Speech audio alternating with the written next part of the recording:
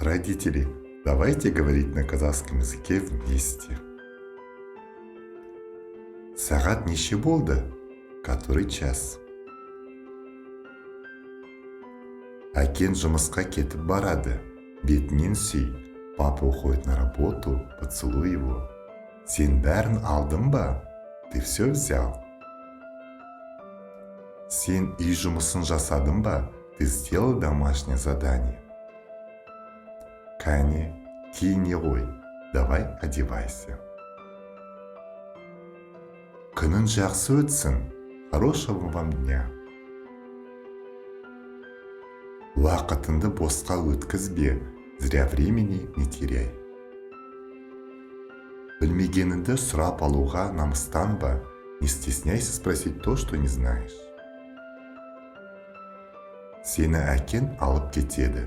Тебя заберет папа. Общаемся на казахском языке легко и просто.